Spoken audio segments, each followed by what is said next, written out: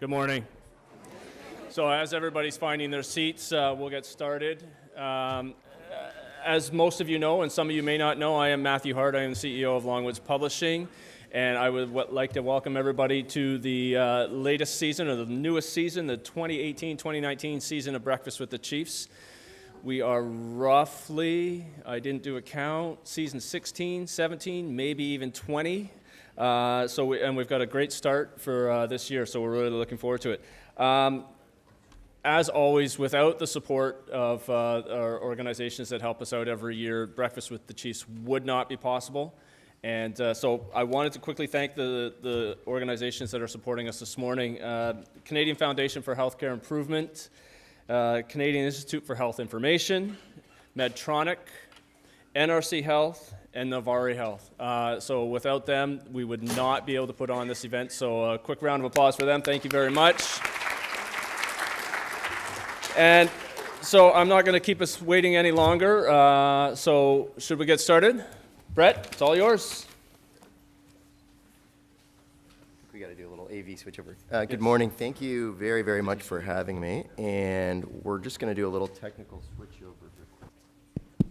All right. Good morning. So thank you very, very much for having me. Really appreciate being invited to speak at this occasion, and especially to kick off the new season. This is a topic that's really near and dear to my heart.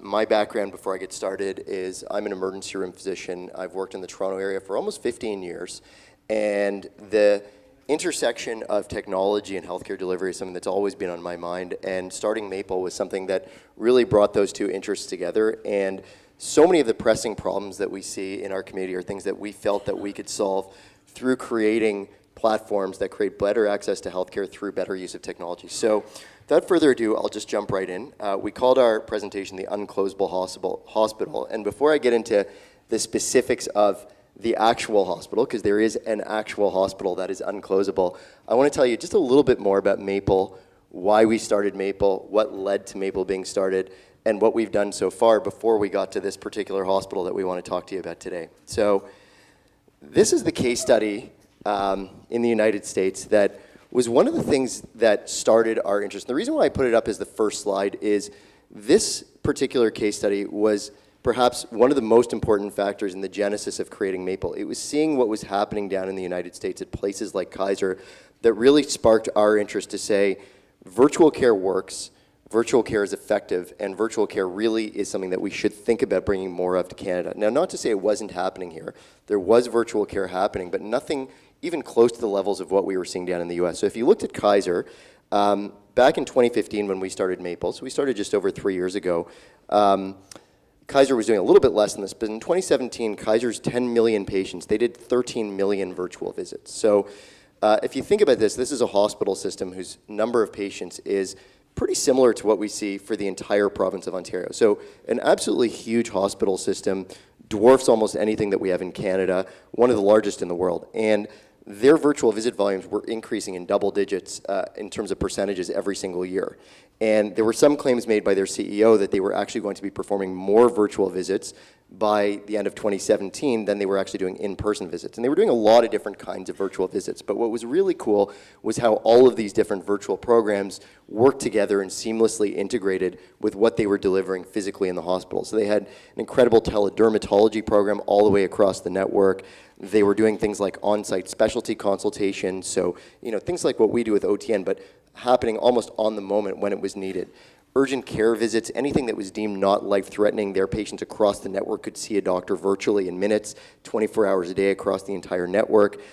Even routine follow-up and specialist visits, they were giving all of their patients the choice of, do you want to see a doctor in clinic, or do you actually want to see a doctor by video or by telephone or by instant message chat where appropriate? And all of these worked together. All of these had a shared record. So when you had the video visit, there was a record created. And when you went into the clinic 2 weeks later, the clinic doctor could see the video visit record. When you had a hospital stay, the clinic doctor could see your hospital stay records. Everything integrated beautifully. And this was something that I looked down at it, and we at Maple looked down at it and said, wow, isn't there a way that we could create something like that up here? And obviously, I think a lot of people have tried. Not an easy thing to get to, but we thought, taking baby steps and starting with some core services would be the way to go. So At the same time, when we looked around at what was happening in Canada when we started Maple a few years ago, compared to Kaiser's 13 million visits, only about 0.25% of Canada's doctor visits were virtual back in 2015. So there were certainly some fantastic efforts being made. OTN was doing wonderful work. But despite all of what OTN was doing, that was only a few 100,000 visits, which was really a drop in the bucket compared to the hundreds of millions of doctor visits that we were seeing in Canada across the country at that point in time. And at the same point in time, I talked about Kaiser Permanente, there were lots of other players that had emerged in the United States at the same time. So not just hospital systems, but we saw these giants. We saw companies like Teladoc and Doctor on Demand and American Well and MD Live. In the United Kingdom, we were seeing similar things. We saw virtual just exploding. So we saw companies like Babylon Health. We saw companies like Push Doctor. So this is not just an American phenomenon, it's around the world. And at the same time, we didn't list them all, but there's examples from Western Europe, Australia, New Zealand. There was no question that telemedicine, video visits, virtual care, that this was potentially the way of the future based on what we were seeing everywhere else. But just for whatever reason, it wasn't penetrating into Canada. So this was the challenge that we really wanted to make a dent in. It's grown tremendously. If you look at some of the projections on the right side, the latest projections show that the global telemedicine market will be as large as almost $100 billion by the mid-2020s. I've seen some projections that are actually twice as large as this. Every projection we see seems to be bigger than the last one. In the United States, the adoption, so we talked about Kaiser potentially doing more visits virtually than in person, but in the United States, the adoption is just tremendous. So the latest surveys show that about 80% of US physicians are actually including telemedicine or virtual care in their practice. In Canada, a very small minority of physicians even know much about virtual care, even know that it works, have ever thought to offer this. Similarly, in the United States, compared to what we see, which is this 0.25% number, in the United States, about 20% of all Americans surveyed said they have had at least one virtual care visit. So the tremendous penetration down there is something impressive. There's been huge progression, and in Canada we've seen a number of players. So Maple has emerged, we've had other private players emerge. We see this marketplace starting to develop, very much following these trends of what we've seen elsewhere in the world. So the big question is, why does this matter? Why do we even care? Is there a problem that we're trying to solve? And so the other side of the equation of what drove us to say we should try to make a difference and we should try to do something differently from the way it's been done before is that there is a crisis in access to care in our country. And I don't think any of these numbers are a surprise to anybody who works in the Canadian healthcare system. So if you follow the Commonwealth Fund studies, which come out every couple of years to look at the relative performance of different healthcare systems, routinely, we're about the last ranked or the second last ranked in terms of access to care. So usually in access to care, we're actually pretty much the last ranked. So when you look at the stats, about 15% of Canadians don't even have a family doctor, and of those Canadians that do have a family doctor, less than 50% of them are actually able to access care today or tomorrow, even when they're sick. The stat even gets worse when we look at if we try to extrapolate that out. So the stats actually show that about 1/3 of Canadians are waiting more than 7 days to see their family doctor, even when they're sick. I think we all know that that's not good enough. And so what that causes, and you see the stat there that about 2/3 of Canadians report that they would have to go to an emergency room to get care on evenings or weekends. But what that causes is a stat that I think also rings true to most people who work in hospitals, and certainly as an emergency room doctor rings true to me, which is that 47% of Canadians who are going to the emergency room admit that they're not going to the emergency room because they have an emergency problem. They say that they're going to the emergency room because they have nowhere else to go. And this is a big problem because, as we all know, the emergency room is one of the most expensive places to provide primary care. We should be providing other channels of care for these patients that are less expensive. From a societal perspective, from a responsible use of funds perspective, it's just the right choice. So we looked at this crisis in access to care, and some of the headlines there talk about hospitals closing, talk about what's happening in rural communities like Northern Ontario. A lot of these wait times apply to even urban settings. So this is a crisis and it continues to grow. Now, one of the things we always hear about is that our crisis in access to care is because we don't have enough doctors. And this is something that I've heard over and over again from many, many people, that bringing in something like Maple or bringing in virtual care isn't going to fix anything because we just don't have enough doctors. And if we put doctors on virtual care, well, guess what? They're just not going to work in the clinic. And so this is something that we've worked really hard to debunk. So we certainly do have a relative shortage of physicians. So if you look at the OECD average, which is 3.4 physicians per 1,000 population, we're definitely less. We're 2.7. But that being said, we are making strides towards fixing that. So physician growth in Canada is incredibly strong. It's outpacing population growth. We've seen incredible growth between the year 2012 and 2016.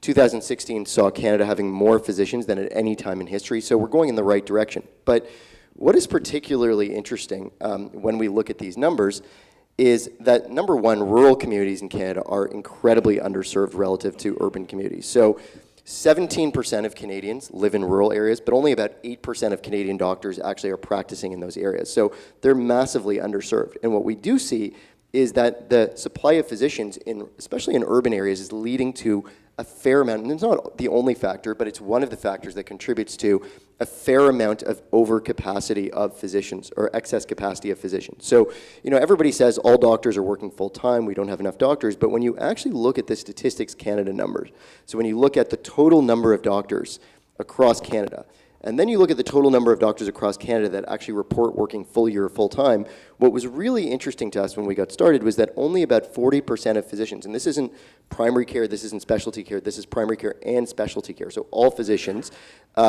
only 40% of physicians are actually working fully or full-time. And so we ask physicians all the time, we deal with tons of physicians at Maple, we always ask, why aren't you working fully? And every doctor has a different answer. So it may be that they just don't have the physical infrastructure. It may be that, like me, they're an emergency room doctor and they just burn out. They work 14 shifts per month, and after 14 shifts per month, the thought of doing another shift is just something that they can't handle. And most of the physicians that come to Maple, they have this excess capacity and they say, I would love to provide more healthcare, but the existing system just doesn't provide me. It doesn't give me the physical infrastructure. It doesn't give me something that's flexible. It doesn't give me something that works for me. So one of our goals was to say, could we create a workplace that would allow all of that excess capacity in the system to actually be used to address this big crisis in access to care that we have? So we have a vision and philosophy at Maple, and without reading right off the slide, I'm going to boil it down to a couple things. So, number one, we believe that in the future, digital is going to be the majority of the way that we interact with patients. So, this has happened in every other industry. So, you bank online, you shop online, you book your travel online. Almost everything you do in your life, you do online. You access it through your smartphone. And we're starting to see a trend in which this is something that's going to be adopted in healthcare too. There's no question that outside of things where we need interventional physical examination or we need a procedure done, there's no question that most of what we do in healthcare can be done virtually, provided the right supports are in place where the physicians can see the patient's background records, can see their reports, can order tests, can do all of the things that they would do in their office. Why do we need to do a visit in the office? Why do we need to make somebody travel across town? Why do we need to make the 70-year-old woman who's getting a prescription renewal for her blood pressure medication sit for 3 hours in a waiting room next to the guy with the flu to get that prescription renewal? From a convenience perspective, from a cost perspective, and from an infection control perspective, it makes no sense to force everybody into physical channels of care. So that's one of our fundamental beliefs. The other fundamental belief we have is that patients should own their records and they should control where they get their care. So we don't believe in forcing patients to go somewhere where they don't want to go. So a patient that says, I really do want to go to the clinic, I don't want to do virtual, we should never be forcing them. And vice versa, when a patient says, I want to be able to have a virtual care visit, our system shouldn't say, well, sorry, you have to do a physical visit because it's just not covered if you do virtual. So we want to provide choice in where you get your care. We want to provide ownership of the patient record, and we want to allow patients to share those records with any other healthcare provider they want. Those are our fundamental beliefs. So we started to build a system at Maple that encompasses those beliefs, and it's something that we hope that we can really expand over time. So, I'll just go up again. So what has Maple achieved since we started? And I'm going to get to the actual Un-Closable Hospital soon. But Maple right now is Canada's only 24-hour-a-day, 7-day-a-week, 365-day-a-year virtual care platform that operates on a national basis. So we have never shut down. We first started providing clinical care in late 2016, and since then we've had no downtime. There's been no time the platform didn't operate. We have always been available. And so our patients, when they log onto the system, no matter what time of day, if it's 2 in the morning, if it's Christmas Day, New Year's Day, they always get a doctor. Our average wait time for our patients to see a doctor, last time I checked, and we have live metrics of this all the time, is about 1.35 minutes. So almost instantaneous care on the platform for primary care. We've recently added features like specialist referrals and laboratory testing built in on the platform so that we can actually action out some of the follow-up items that many of our patients require for care. We've built a comprehensive integrated care model with comprehensive online health records so patients can store things like their immunizations, their medications, all of their previous visits from multiple types of providers can go on there. I can't tell you as an emergency room doctor how frustrating it is, how many times I see patients that walk in the door and they can't tell me when their last tetanus shot was, they can't tell me what their 6 heart medications are. So Maple patients don't have that problem because all of that is on their application, it's in their profile. And when they show up in the emergency room, they just open up their Maple app and they can show it to the doctor. One of the things that we're really proud of is patient satisfaction. So we believe in great experiences for our patients, and that's one of our guiding principles as well. So at the end of every single Maple visit, our patients rate their experience out of 5 stars, just like you do on Uber, just like you do on Airbnb. And so far we've had 98% of our patients rate our experience as 5 out of 5 stars. And that's pretty phenomenal. I think in emergency care, I've looked at patient care satisfactions, and often our satisfaction ratings, at least in my emergency room, are in the mid-60s. On a good day, they go a little bit higher. So 98% in healthcare is pretty good and something that we're very proud of.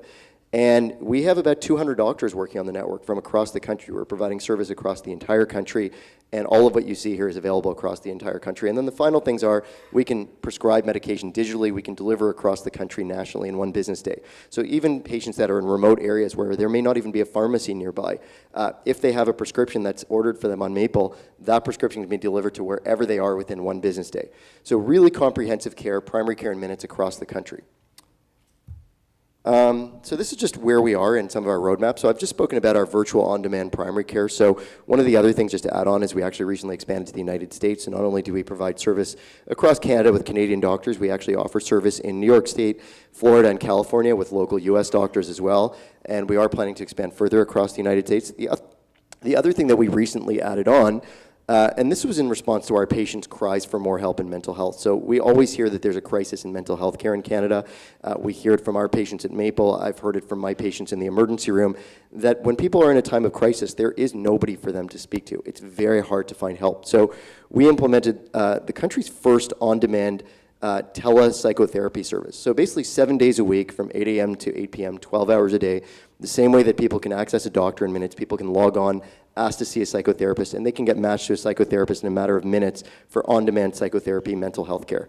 And we've been helping a ton of people so far, and that's an experience that we expect to see expand dramatically over the coming years. And then we're actually adding virtual specialist care on. So we're already hosting certain specialists' individual clinics. There's an orthopedic surgery fracture clinic that we host on our service. We're looking to add on other specialist clinics as well. The idea being eventually that care of any type should be on this Maple platform. And then the nice thing about having all of these types of care on one platform is all of the records are shared. So you have your primary care records, your specialist care records, your mental health records, everything in one platform that you can easily carry with you everywhere in a smartphone app to show to anybody else anywhere you go. So this brings me to the actual main topic of today's talk, which is the Un-Closable Hospital. So the hospital that we're talking about here is in a place called Alberton, PEI. So Alberton is a tiny, tiny hospital in the western end of Prince Edward Island. So Alberton has a population of 1,149 people in 2016, and it is a hospital that has 27 inpatient beds, so 25 medicine, 2 palliative care beds. They take care not only of the residents of the town, they also take care of the surrounding community, so they do actually serve a larger community than just that tiny little town. One of the things that's really of note with this hospital is they have 50 full-time employees in this hospital. So if you think about it, in a town of 1,149 people, 50 employees, and this is one of the things when we think about hospital closures, what we don't think about is the job losses. So, we always think about, what an awful thing for the community, and it is awful when they lose their place of care, but all of the jobs that are lost when a local hospital closes because it can't staff itself, that's a tragedy for a small community. So 50 jobs in a community of this size, this is one of the single largest employers in that community, would have been a big tragedy. So for years, this hospital, Western Hospital in PEI, struggled. They were doing everything in their power to get locums to actually cover their inpatient wards. And eventually, after trying to attract new physicians, burning out their existing physicians on the ground in PEI, they were faced with a final decision that they couldn't avoid any longer, which was that the hospital just couldn't be kept open. They weren't able to staff it. And so Health PEI, which is their Ministry of Health in Prince Edward Island, and the hospital administrators sat down and agreed that if they could not get new physicians by the summer of 2018, this hospital was going to close. So 50 jobs were going to be lost, and the community and its surrounding area would have no hospital. So this is a story that I think has played out countless times across Canada. I think we've seen the headlines. And usually the story ends with the next step is taken, and guess what? The hospital closes. And we read about it in the papers, and we say, how do we avoid it next time? So the good news is, Albert and PEI didn't want to go down this path. And I hand it to the people that work at this hospital, I hand it to Health PEI, I hand it to the local administrators to say that they had the courage to actually say that this hospital is unclosable, to say that we are not going to let this go down. So I'll tell you the story from our perspective. So we launched service to the public in Prince Edward Island in the spring of 2017. So we started providing primary care services, and the local media got a hold of the fact that Maple was available in Prince Edward Island, and there were stories that were published. And so the story that I hear is the hospital administrator for the western part of PEI was driving in his car, and he was going to work as with any other regular day, commuting to work, and he apparently couldn't sleep at night because he was so stressed over this impending hospital closure. And he heard the story on CBC radio about Maple coming to PEI. And he said a light bulb went off in his head, saying, wait a second, this company that is providing primary care virtually, is there a chance that maybe there could be a solution they could provide to keep our hospital open? And so I didn't know any of this was happening, but in my email inbox a couple days later, I received an email, and the title of the email was PEI Nighthawk on-call staffing, which I thought was a very strange email title, but I opened it up, and it was from a gentleman by the name of Paul Young, who is the administrator I've been speaking about, and he said, you know, we're having a crisis. We're going to close our hospital. Is there anything you can do to help? And so our answer as a scrappy young Canadian startup is always yes. We'll never say no to an opportunity. So even though we didn't have a platform to take care of hospital patients and we didn't know how we would do it, we said, of course we can help you. And so we proceeded to have discussions. I ended up flying out to PEI. I demoed our platform. I showed them what it can do, at least our primary care platform. And it was very clear among everybody there at that meeting. And the nice thing about working in a place like PEI, which is different from Ontario, is the executive of the Ministry of Health, I think, is about 12 people. So I was able to have a meeting with the entire Ministry of Health in one meeting. It would be very, very difficult to do this here in Ontario. But we were able to come to some consensus in one meeting with the executive to say, the hospital closing is not something that we are okay with. This is what they said. They said, it is our mandate to keep this hospital open. We're going to do whatever it takes. And so we worked together with them, and we started to say, what do we have to do to make this happen? What do we have to do from an administrative perspective, from a political perspective, from a funding perspective, from a technology perspective, from a recruiting perspective? And so there were a lot of things that had to happen. And interestingly, there were a lot of discussions. This group said yes, but this had to actually go as high as the premier of PEI. So this required some legislative changes because, as many of you know, virtual care is not funded in most provinces. There are some exceptions. As we know, OTN has some exceptions in Ontario. But for the most part, in most provinces, any virtual care that's on a private network is not funded. And so eventually this got as high as the premier of PEI. And that took about 9 months from that initial meeting for it to get to the premier's desk. And for the premier to make the decision to say, this hospital closing is unacceptable, and I'm actually going to sign off on there being an exception to our law that allows these doctors who work on this virtual platform to be paid. And so we got the go-ahead about 9 months later to say, let's make this happen. At the same time, we had this large working group that was put together, 20-plus stakeholders in the community, including people from Health PEI, people from the local community, staff in the hospital, who were all helping us to start to build collaboratively what the solution should be. And at the same time, we started recruiting. You know, we weren't building technology yet because we needed the go-ahead from the premier, but we started recruiting our local doctors. So we had 200 doctors across the country to recruit from, and we put out an email to our doctors to say, guys, we're looking at keeping a hospital open in PEI. Who's interested? And we were flooded with responses from our network, which was really amazing. Tons of our doctors thought that this was just such an interesting, innovative effort, and that it was something that they wanted to be part of. So a bunch of stuff happened, and we actually got the go-ahead, and we built the platform. So we had 3 months from the time the premier said yes to actually have a fully functioning inpatient telemedicine platform with procedures and policies pulled together to actually make this happen. So not easy to do. How did we do it? So I think there's a few key learnings here that allowed us to make this happen. So first of all, I think the number one thing that allowed an effort like this to happen, that allowed this hospital to stay open, is that we had support from the highest levels of the Prince Edward Island government. So from the premier to the Minister of Health, they threw their weight behind this. They were willing to make legislative and regulatory changes to make this happen, to understand that we needed to actually be able to bill for this, that we couldn't do this if we couldn't pay the doctors. The other important thing is that we made this cost neutral for the province. So what we as Maple said is we said, you know, what do you pay doctors right now for this rounding? And they said, you know, we have a budget, we pay X dollars per day for the physicians to round. And we said, you know what, we're going to provide you a solution for exactly the same amount. So we will staff it, we will build a virtual platform, and there will be no extra dollars for you. So we made the decision really easy for the government because there was no extra cost involved. They already had the budget committed. The other thing that really helped us is we had to hire people to make this happen. We hired a project manager. You'll see some pictures of her pretty soon in the presentation, who did wonderful work to coordinate this. We hired extra technology staff. None of this would have been possible without the generous assistance of both the federal and provincial government. So the federal government and the Ontario government. So we got an Ontario Centres for Excellence grant, which was incredibly helpful. We got an IRAP grant from the federal government, which is incredibly helpful. And all of those are renewing grants as we continue with this work and as we try to expand it. Both of these governments have expressed an interest to continue to help fund us with further financial support. And that has been an incredible help to both finance our technology and administrative staffing for this effort. The other thing which I think made a huge difference was that all of the staff in this hospital were on board. They recognized the need for change. And sometimes I think necessity is the mother of invention, and I think everybody knowing that if this didn't work, this hospital would close, created the organizational motivation for everybody to pull their weight to make this work. So every single element of the hospital was on board, from infrastructure to the way the nurses worked, to the way pharmacy worked, to every part of the hospital was on board to make sure that this process was going to be successful. So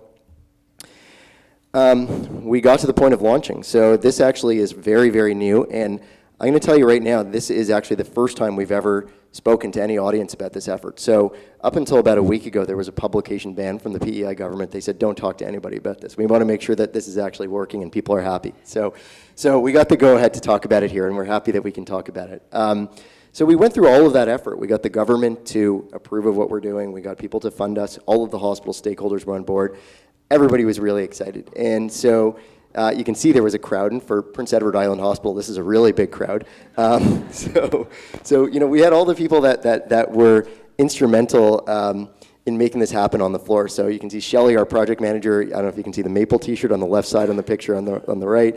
We had Paul, who was the administrator of Community Hospitals West. We had the infrastructure and IT people from PEI, administrators from Health PEI and from the hospital all there, and lots of excitement. And we did a pre-rounding in a room where we got the system up and running, showed that we could load up all the patients. We did a nursing conference, and we're good to go. And so it's time to actually roll into the first patient room. And you can see on the left side, this is what it looks like from the nurse's perspective. So it's a cart there actually where there's the Maple system on the big screen monitor, and I'll show you a little bit more about our system in a bit. And underneath is the hospital's EMR system, and all of our remote physicians have full access into the hospital's EMR system via VPN. So they can see the hospital records, they can order tests, they can do everything that an in-person physician would do. So they're fully connected into the hospital system during these rounds. And so it's time to go into the first room. So Dr. Bharat Bal, who's one of our doctors at Maple, who has been incredibly instrumental in helping to make this effort launch, was our first rounding doctor for the day. So Dr. Bal is an emergency room physician who also does hospital work here in Toronto area. And so we roll the cart into the first room, and tremendous excitement, and 6 seconds later the cart dies. And so not what we were hoping for, but it turns out that the battery that was supposed to last 6 hours actually only lasted 6 seconds. So lots of panic in the rooms. You can see there's a big crowd of people in the hallway in the middle there trying to figure out what to do. And quickly people realize that there's a battery flaw. They swap out the battery, put in the new battery, which is actually the proper battery, and now we're actually off to the races. And you can see again what the cart looks like. We're going from room to room with an entourage, and I do the rounds myself. We don't get an entourage like that anymore, but this is probably one of the biggest entourages that we've ever seen for hospital rounding in PEI. And going from room to room with this cart, actually rolling into each patient's room, with each patient getting to see Dr. Ball on the screen, with him seeing those patients, seeing their records, making notes, giving orders, doing all the things that you would ever do on hospital rounds. And what was really exciting about this was the patient reaction. So we had a mix of different reactions, and everybody was kind of nervous about how would the patients react to actually seeing a doctor on video. And we were worried, would they complain? Would they have negative reactions? Would they say, am I not good enough to get a doctor in person? And it was really funny. We would have patients that were in advance doing their hair because they said, I'm going to be on TV. So the patients were nervously excited, which was amazing, and they were all glammed up. And there was one shy patient who said, I don't know if I want to be on TV, and we persuaded him to eventually go on board. So it's actually really, really fantastic. There's one inpatient who I've seen numerous times, really, really sweet man who's been there for a long time awaiting placement, and he's always sitting in the hallway. And so every time I've done rounds, what happens is as they roll the cart down the hallway, I get a view of everything in the hallway. And so as the cart goes down the hall, I get to see him in his chair, and every time I roll by, I see this huge smile and a wave at me as I roll by in the cart. So it's actually a very sweet experience, and the patients have really, really loved us. And one of the things that I like to talk about that's really important. And people ask about, how do the patients feel at the end of this? Did they find that this was different? Did they make comments about it being virtual? One of the things that I really notice is very quickly when you're doing these rounds, the technology disappears. Nobody notices after a few minutes that this is on a screen. Nobody notices that the doctor's not in the room. This is exactly like rounding. People notice the quality of care. They notice the questions being asked of them. They notice the good decisions that are being made. They notice the metrics of the outcomes. During these rounds, I've done full case conferences with families where this cart gets wheeled into a side private room where I'm sitting with the family members, and we have a case conference just like I would on normal inpatient rounding that I would do in a hospital here. And the only difference is that instead of me walking in on my legs, I get wheeled in on 2 wheels. Actually, maybe it's 4 wheels. But the point is that the technology disappears, and that's what I believe all good technology should do. Technology is a means to an end, and when you notice the technology too much, the technology is not doing its job. So in this case, nobody notices the technology anymore. What they notice is good patient care. So we made it to the end of the first day. We ran it on 14 patients that day. And those were 14 patients for whom, if we hadn't had this solution, they would have been somewhere else. This hospital would have been closed. These jobs, all of these people that you see in these pictures, these nurses, they wouldn't have had jobs if we didn't do this. There's a lot of reason for a lot of smiles. There was patient care provided that wouldn't have been available. We had staff members come up to Shelley who they were almost in tears, who said, "Thank you. Thank you so much, because if this hospital had closed, I don't know what I would have done. This has been my job for life, and I don't know where I would have worked." So we kept one of the largest employers open. We provided health care, and you can see in the smiles that everybody's on board. And so right now we're about a month and a half into this project, and it's too early to have formal outcome data. We're waiting for the 6-month mark to really do some comprehensive study, which we're starting to plan. But what I can tell you, at least from the preliminary data, is that this is working really well. So every hospital cares about patient complaints. We've had 0 patient complaints about this since we started. Hospitals care about length of stay. Length of stay has gone down since we started. Readmission rates are not going up. On the quality of care metrics that we're able to see so far, everything is holding steady from what we've seen before. So on every single metric that we've been able to measure, and again, this is only a month and a half and we have to wait, but on every single measure that matters, this is a stunning success. For no extra money, a hospital that wasn't able to stay open has stayed open, and for the most part, the numbers are as good as better or better than they were before. So I'll tell you a little bit about the platform and how it works and what it can do. So these are, I don't expect you to be able to see this so well because it's not too zoomed in, but these are some of the screenshots of the platform. So there's a patient list that's built in. So what we do is we upload the live patient list from the floor onto our platform at all time. There's a live comprehensive patient profile for every single patient on the floor where our doctors can make live notes. They can actually write digital prescriptions at discharge. They can upload pictures. So, one of the things that I think about a lot when I've provided hospital care here in any physical setting is I see a patient with cellulitis or I see a patient with a wound, and I'm relying on somebody's drawing or description of that wound from yesterday or of that cellulitis from yesterday. Here we don't have to worry about that because there are digital cameras and digital files. So every single day, we have patients on this floor with cellulitis. We take a picture of it every day, and you can see how that wound looked yesterday and you can see how it looks today. Or even if it's any other type of procedure or any other type of metric we're looking at, everything is digital, everything is recorded. So unbelievable ongoing care that we're able to provide with these notes that are entered in a live basis where you can actually easily flip from patient to patient as you're doing the rounding. There's a live video stream that actually connects the physician to the patient and the nursing staff, but not only that, it's actually multi-video capable. So there are times when we need to speak to the pharmacist on rounds, and instead of us having to page the pharmacist like you would do in any other hospital, we just ask the pharmacist to join the video chat, and the pharmacist drops into the video chat from another part of the hospital. And we have live video conferencing with the pharmacist during the rounds. Sometimes we need help from people that aren't in the hospital. Anybody remotely can log into the system who is a staff person in this hospital and log on and join the video conference. So it actually provides incredible collaboration between the physicians, between the nursing staff, between the pharmacy staff, and everybody on the floor. Not only that, we have a back-end messaging system that's built in. So at any point in time, you can send a broadcast message to all of the staff on the floor, or you can have a direct messaging chat with any of the staff, or a group chat with people on the staff. So, there have been times where we've had patients where, we're trying to figure out what do we do for this patient to get them discharged, and we can start a multi-person group message between myself, between the nursing staff, between the occupational therapist and the physiotherapist, and all of these things that would have taken forever to figure out in the physical world with pages going back and forth and people rounding and making notes, we solve in a multi-person instant messaging chat in the back end. So, in many respects, a lot of people say, is the care as good in a virtual platform? In many respects, it's better because we have all of this extra communication, all of this extra documentation. So that's what it looks like for the patient. That's actually me doing rounds. So the patient would be lying in their bed, and they would see this card come in, and they would see the doctor on the big screen.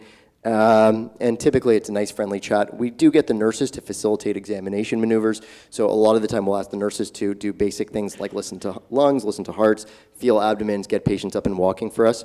We also work with digital peripherals, so we integrate with digital stethoscopes that can make live recordings of hearts and lungs and other things. So, where it's interesting, we can actually even record heart and lung sound. So again, if we're trying to follow a murmur on a heart, we can make recordings of that to see, does the murmur sound different today versus yesterday? If we're trying to see, do the lungs sound more clear? Are there fewer wheezes, fewer crackles? We can have a recording of the lungs from yesterday, today, and tomorrow, and we can see how that changes. So all of these are things that, again, in the physical world can be quite difficult to do, but in this system, very, very easy to follow.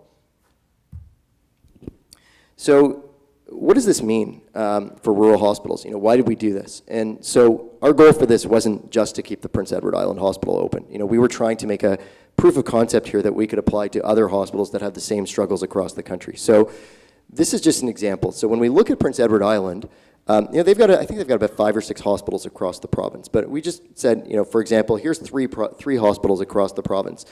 And even though Prince Edward Island is a small province, the drives are actually quite long. There's about a 2-hour drive between each of these places. So you've got 3 hospitals that actually aren't quite large enough to attract a full-time staff person. And so this is why they have struggled over time to actually keep these hospitals staffed. And so you would have a choice of saying, we're either going to find somebody who's willing to work part-time, which they can't do, or ask one person to drop in on one hospital, drive 2 hours, and drop in on another hospital, drive 2 hours and drop in another, and obviously nobody wants to do that. What we can do with virtual is we can do a number of different things. So we can staff these 3 hospitals with physicians from across the country. So we can have a physician who is an emergency physician who does hospitals work like myself, who doesn't have a shift today, and they can drop in from Ontario. They have to get a PEI license, and all of our doctors got PEI licenses to do this, but they can drop in from an urban center where they have capacity, and they can round on one of these hospitals and then go about their day in the afternoon.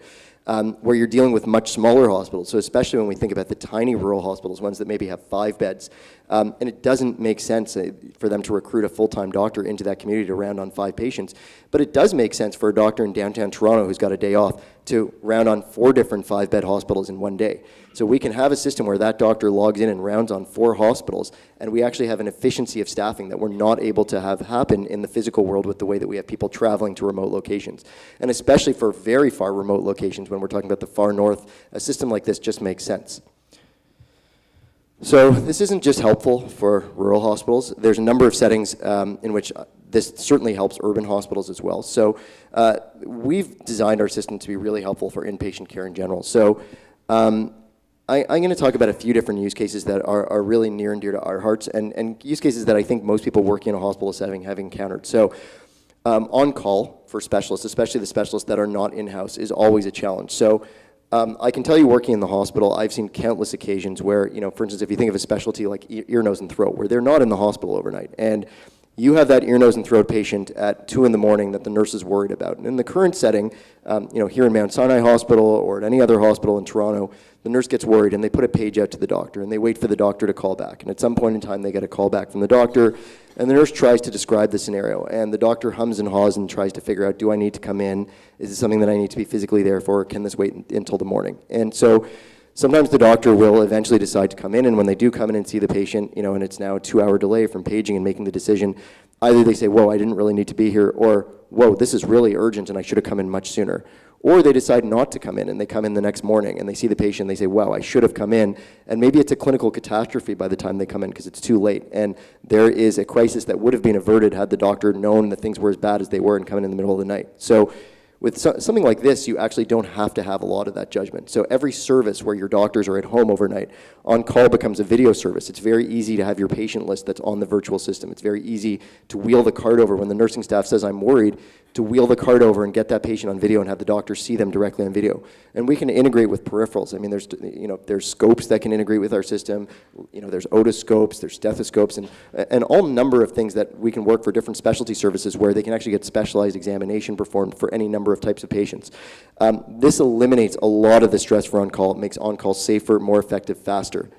The other thing that's really important, and I think near and dear to almost everybody in the healthcare system's heart, is trying to manage down length of stay. And all of us, when we're trying to figure out a hospital discharge, one of the struggles is how do we get multiple different services to work together? So we struggle to get OT on board and PT on board and to talk to each other and to talk to nursing, and maybe there's 3 different specialty physicians that are in on the case. So, there may be a general medicine physician, there could be a hematologist and an infectious disease person. We have very complex patients in our hospitals, and sometimes you need 6 different physicians to come together to figure it out. So there's 2 scenarios that unfold in the hospitals that I've worked in. One is we go endlessly back and forth, paging people, getting them to do consults, writing notes, and eventually somehow we land on a discharge plan.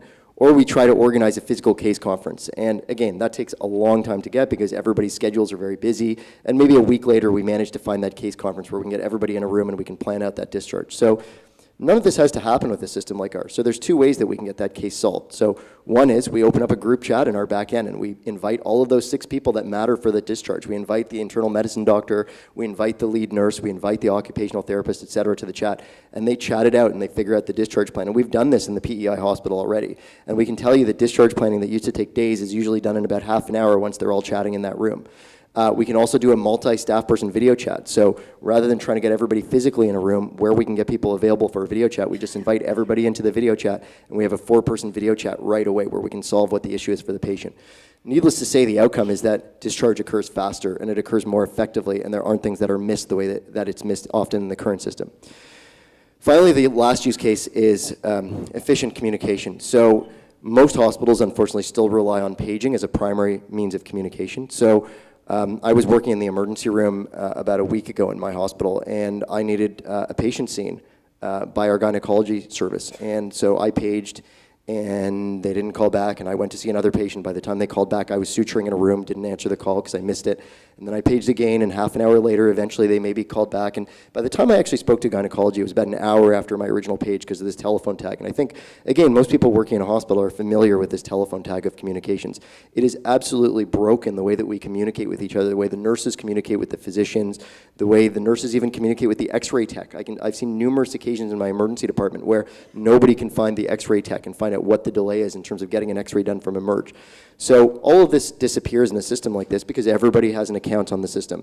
We have built-in notifications. Just like when you get a text message on your iPhone and you have a text message waiting, if you get a message on Maple, you'll just tap that notification on your phone and go to that message. So what we find is we're not using paging anymore on Maple. We're having instant message communications directly. So when I need to actually refer a patient to the gynecologist, I just instant message the gynecologist on Maple, and they can see that message. And obviously, if they're doing a delivery, they're not going to reply right away. But I don't have to worry about getting them on the phone to actually speak to them, to know that they've heard what I have to say, to know that I have a patient that I'm worried about. So this dramatically speeds up the communication between all of the professionals in a hospital, which is a huge, huge pain point for every hospital that I've ever worked in.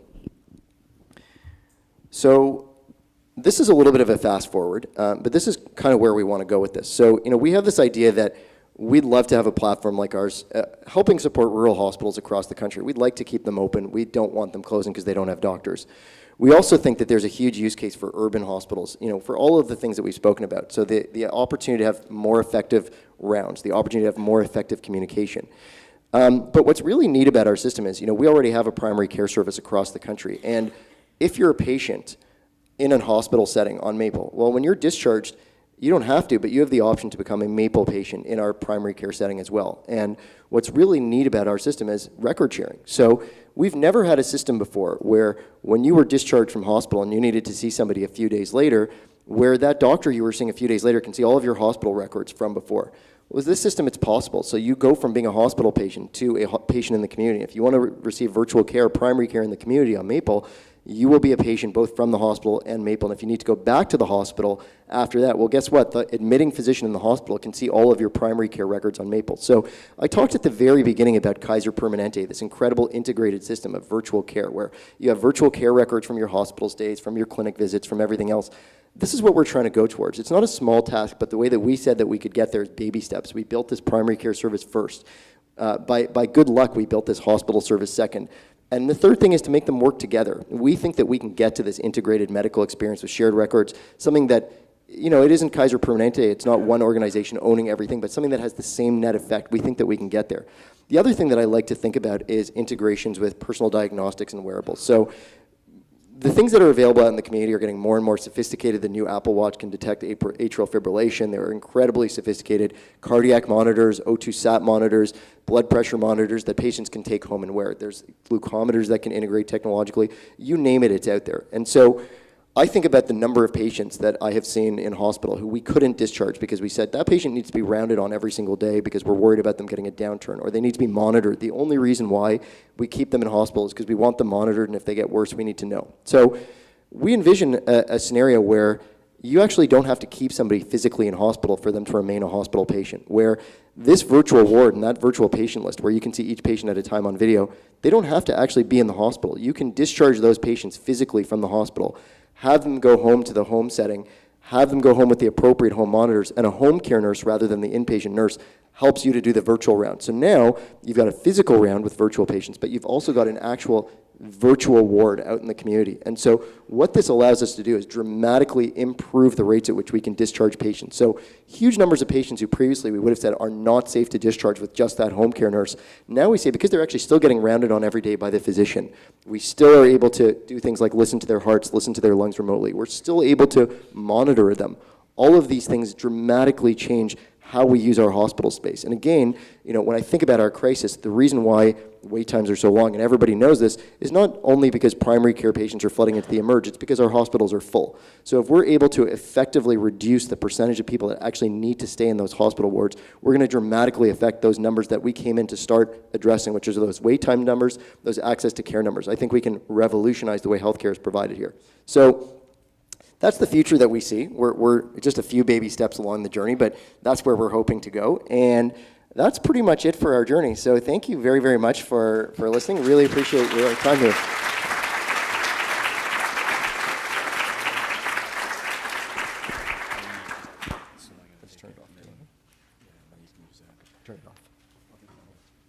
So we have a couple minutes for questions. So are there any questions? We'll start over here.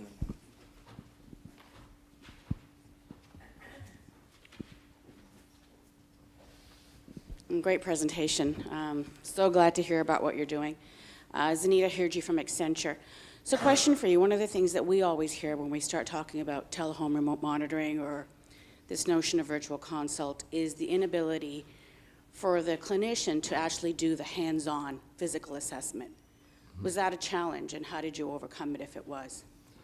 So it's always going to be, I think, a challenge in the early days. So I think you're going to have clinicians that have not performed virtual care before, who are not experienced with virtual care, where there is a definite learning process to understand what you can do without your hands and what you can't do without your hands. And so you have to actually figure out what are the things that require physical examination maneuvers where you put a hand and figure out what you can actually substitute for. So one of the things that we do at Maple, and this has been really helpful with all of our experience over the years, is we train our physicians, number one, how to provide virtual care, and we give them lots of experience in doing it and lots of support while they do it. So you never want to drop somebody into a telehome care situation who's never provided virtual care before, because again, that's going to be a very scary, panicky situation.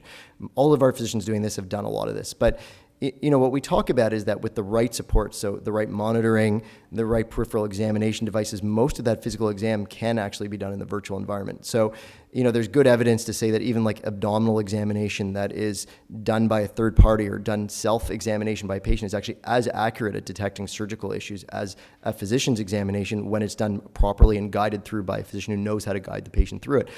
There's much research to show that this can be done really effectively. And so when we actually start to look at system by system, what do you actually need that hands-on physical examination for? There's really not a lot. So, derm, you can do a great job just examining the skin visually with a high-definition camera. Respiratory exam, we have digital stethoscopes, and we can observe how the person's breathing. We can observe what their airway is like. We can observe their respiratory status. Monitors are really helpful for that as well. Orthopedic examinations, we can't do hands-on, but we can do facilitated exams. And so when I can look at a joint and see, is it swollen? Is it red? How is it moving? How is the person ambulating? What's their range of motion? All of these things are about 90% of the orthopedic exam, and so you can get a very effective examination. And I could go on and on about every single specialty, how if you know how to do it, most of that examination actually doesn't require you to touch the patient. We just touch the patient because that's what we're used to doing. So the long answer is it requires some experience, it requires some training, but once you actually put that in place and your physicians get comfortable, we found that that's actually not nearly as much of an obstacle as most people would think.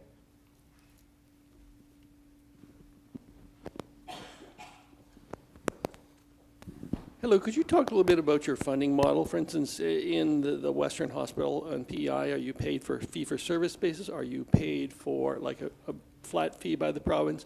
And also, can you talk a little bit about what people pay, individuals who want to use your service, so what are they paying? How is that set up? So the funding model of Western Hospital is they're paying us a flat fee for the rounding per day, which is what their arrangement was for the physicians before. So for in-person rounding, what they basically said is there are X dollars set aside for the inpatient rounding experience every day. They do have fee-for-service billings, but what they also understood is they didn't have enough patients to actually get the fee-for-service billings high enough to motivate physicians. So what they did, and I think I'm doing funny things with the mic, but what they did is they basically said, we do a top-up. We top up to a certain level to make sure that there's enough to motivate the physician. So we basically said to them, whatever you were paying the physical physicians with the top-up, pay us the same amount. The funding model for the primary care visits in the community, there's no funding whatsoever. So the Ontario government is very specific. They say, unless your virtual visit occurs on the OTN network, this is totally uninsured. Don't even try to bill us. Don't talk to us about this. We hope that will change in the future. But for now, we have to charge privately. This is an uninsured service, just like laser eye surgery. So we've tried to keep the fees as low as possible, what we can charge in terms of allowing the doctors to provide the care. So we have visits that are based on time of day. So we charge $49 for a visit that's during the daytime, and that's from 7 a.m. to midnight, Monday to Friday. We charge $99 overnight from midnight to 7 a.m. because it's really hard to get doctors to work overnight. We have to pay them a little bit more. And then there's a level that's between that for the weekend. So again, a little harder to get doctors working Saturday and Sunday. So we charge $79 on a weekend.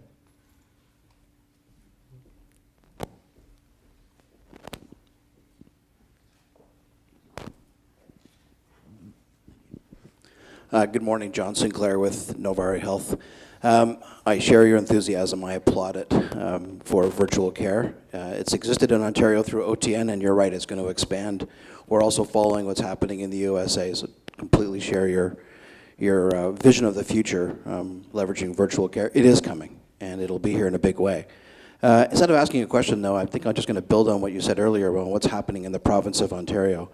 I don't think it's widely known, but in much of the GTA now, there is leveraging, through OTN, leveraging our enabling technology, there is the ability for patients to see their primary care provider, their GP, through the public healthcare system for those physicians that are registering their patients. So this is coming. It's coming faster than I think most people know. It's not widely known, but this is underway. And we're going to see it in the next months and year or two, I think, from every corner of the province. So it is coming. OTN is very aggressive in this area with the Ministry of Health. Everyone's focusing on virtual care, and we're going to see it expanded through the public healthcare system.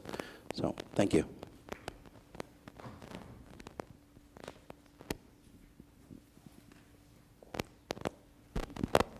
Hi, thank you. That was wonderful. I'm Lori Jenkins. I'm a patient advocate. I was just wondering, your platform allows for a lot of multidisciplinary participation in your rounds, your virtual rounds. Do family members or friends ever come in too? Yeah, absolutely. So we've 100% done case conferences where it'll be the nursing staff, the physician, the OT, and the PT, and potentially a family member joining in. So again, one of our most important philosophies here is that we want to enable better communication among all the stakeholders for that patient. And as you know, some of the toughest stakeholders usually are the family members. So we have to make them be able to be part of it.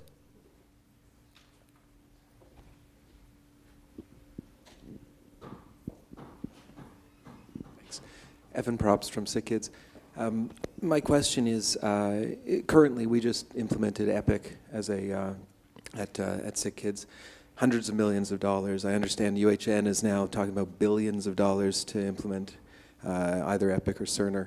Your platform seems to, so basically, I mean, Epic has about 1% of the capability of what your platform can do.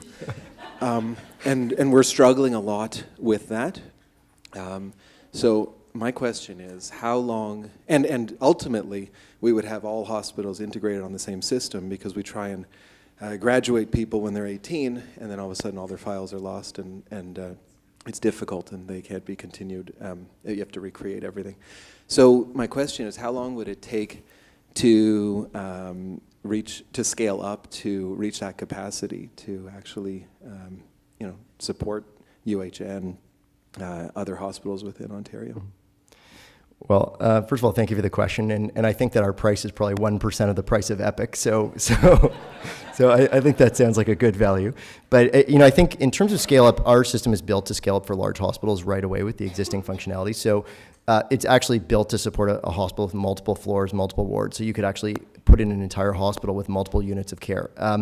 In terms of some of the functionality that Epic has, there are things that would be modularized add-ons to our system. So if somebody said we just want to replace our Epic or Cerner, we would have to add on things like your lab work module and your DI module. For places like Sick Kids, where you've just invested hundreds of millions in an Epic system, it may make a little bit more sense rather than contemplating replacing the Epic system with ours. What you might want to do is just do an integration. So our system is built to fully integrate with EMRs, and so where there was a willingness on the part of the hospital to do an integration where the data would just be replicated from Epic to us, that would be probably the right way to go, and we could layer a system like ours on top of that as soon as that integration was done very, very quickly. We have time for one more question. Any more questions? Oh, I got one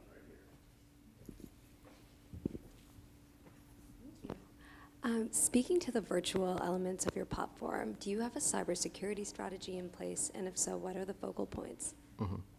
It's a great question. So data security is one of the most important topics of mine to everybody out in the community, and especially to a company like ours. So we absolutely have a security strategy. So our system, first of all, exists on cloud-based servers. We don't have our own servers that are subject to attack. They're all Canadian servers. They're hosted on Amazon Web Services Canada, which is one of the most secure data servers out there. Everything is fully encrypted. So fully encrypted at rest, fully encrypted on your device. So even were somebody to be able to somehow intercept the data in transit, just like with your banking information, they would get a bunch of gibberish. There would be nothing intelligible that they could get unless they had somehow stolen the encryption key. We use multiple techniques in terms of hacking attacks that are done on us, penetration testing, all of the techniques that most major companies do to make sure that everything is secure. We require strong passwords on the part of everybody providing care.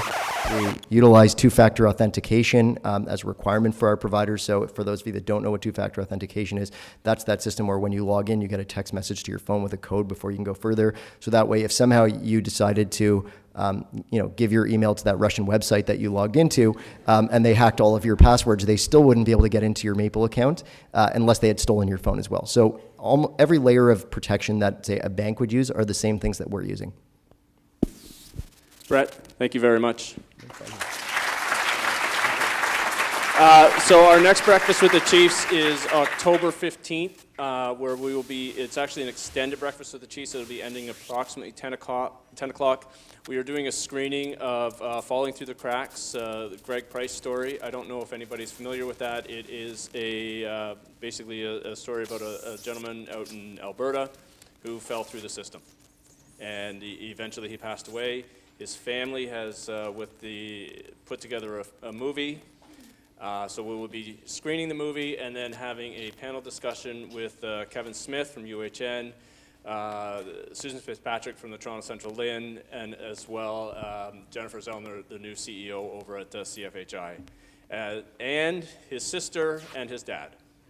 So if you do have an opportunity, apparently it is a very difficult movie to get through, but we will be screening it on October 15th, and then after that having the panel discussion. Other than that, have a great morning.